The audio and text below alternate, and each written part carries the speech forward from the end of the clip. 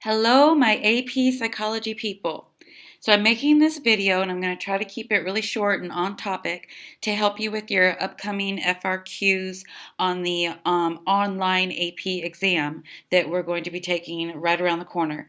I'm going to use some students' papers to show you some things that you should do, some things that you should avoid.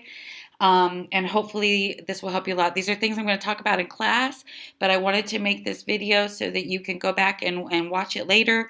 And maybe after you read the feedback that I give you on your own FRQ, you can see what I'm talking about again. All right, so let's dive in. First of all, a lot of these tips that I am going to talk about, I got from these videos that AP College Board has provided us because of our situation. These videos are golden. They are awesome. Some of them are kind of boring, but they are worth our time. We need to hang on every word that these teachers say. We need to watch as many of these as possible. And that is why from here on till our exam, I'm going to be focusing on these videos and FRQ practice and giving you as much feedback and help as I possibly can. So let's jump right into an example that I want to show you of one of your classmates. Okay, so let's look at this one. So if you remember, this was the FRQ practice, and it was about research methods where you had to talk about the advantages and disadvantages of different types of research methods. And we do know on the AP exam that one of the two FRQs will be on research methods. So we're probably going to practice this again to make sure that we're ready. But I feel like you guys are. I feel like this might be our strong suit, especially if we go back and review those videos. All right, so let's look at what this student has. This is a beautiful paragraph, and as an English teacher, I love it. She starts out with a hook. 3 of the main research methods include, so she's starting with that inverted hook going from broad to narrow. It's great. Then look here. She even has a nice, succinct, clear thesis. Each of these have advantages and disadvantages. Then she goes into, just like a good English student would, she gives evidence and reasoning. She explains everything. It's a fantastic paragraph if this were an English class, but it's not. And my concern is that even though this is a fantastic writer and this student knows her stuff, she is going to miss out on points because she's not using the format that the people who are scoring are going to be looking for. So over here you can see a little bit of the rubric that I use to grade you and that the AP College Board will be using as well. And they're going to be trying to match up what she has here to these quick little bullet points and phrases and terms as quickly as possible. So you want it to jump out in their face that you know what you're talking about. So even though this is a well-written paragraph in any other class, for this purpose, it's not the right format. So let me show you another one. Okay, all right, so let's look at this one. This one has beautiful formatting. Look, she labels everything. It goes in the same order as the question. She has space in between.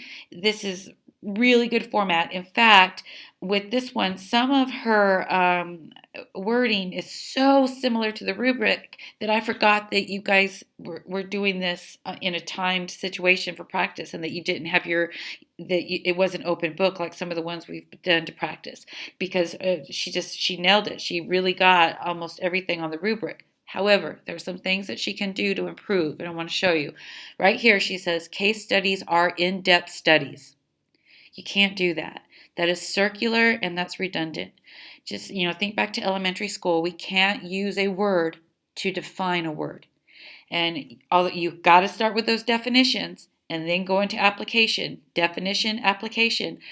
But you've got to prove that you know what you're talking about. So you need to go in and find synonyms for some of these words to show that you're not just repeating what they gave you. And again, remember, definition and application, and she does that. Most of you are doing that, but some of you are launching right into your application. The definition will not earn you a point, but it will save you a point, and it's crucial because it could make the difference of you getting a point or not, because it's that little bit that proves that you know what you're talking about. All right, so let's look at this. So in the review videos, they talk about sodas. And although all year long I have talked to you guys about define, apply, definition, application, I haven't used this acronym, and I wish that I had found it earlier, but it's the same thing that we've been doing all year. It's just that this will help make sure you don't forget to do it. So let's look at it. It says S, space out your answer. So that's, leaving that space so that things are really easy to find. Order your answers. So what it's talking about there is making sure that you go in the exact same order that the question is in, and that you label it so that they know they can just match it up to what they're looking for.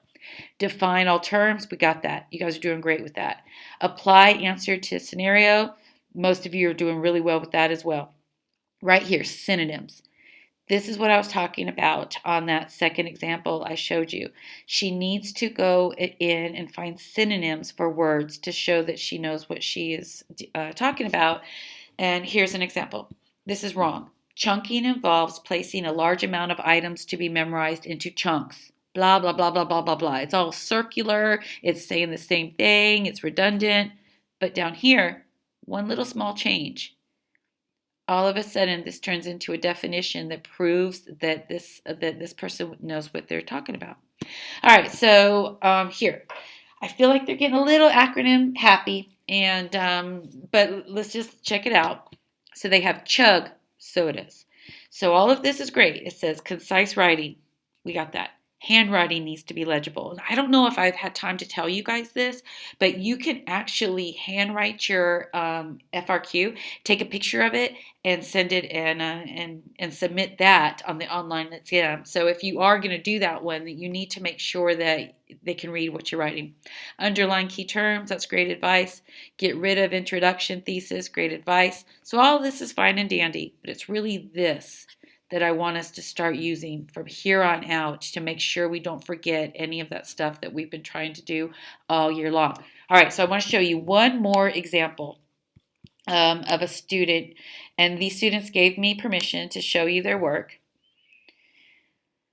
So this person ran out of time, and I'm so glad he did, because now I am able to see how his beautiful brain works and how he organizes his FRQs. And I think there's something here that all of us can use.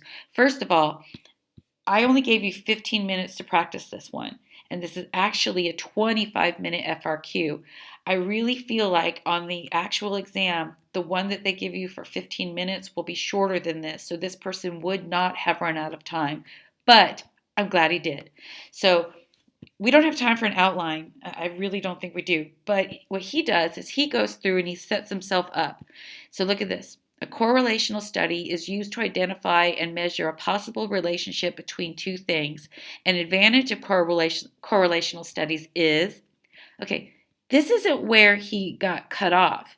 He went through and put these stems in so that he could go back and fill in everything. By doing this, he made sure that he hit every component of the question. And he's organized, he's ready to go. This is how he sets himself up, and then he goes back and he plugs in the answers.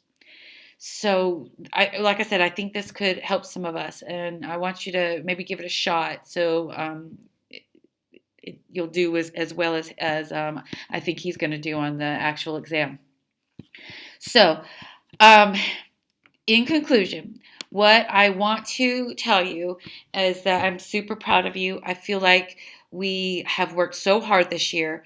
We know a lot of this stuff, and these videos are going to help fill in the gap of some of the things that we might have missed because we were on football trips or basketball trips, or I just didn't have time to go into as much as I would have liked. So that's why we're going to pay attention to these videos as much as we can. So hang in there. I know that we're in a really tough situation, but I believe in you, and I've enjoyed this year being with you so much. So we're gonna finish strong, and we're gonna work together, and we're gonna do the very best that we can on these exams. So get a good night's sleep, and I will see you tomorrow on my computer screen.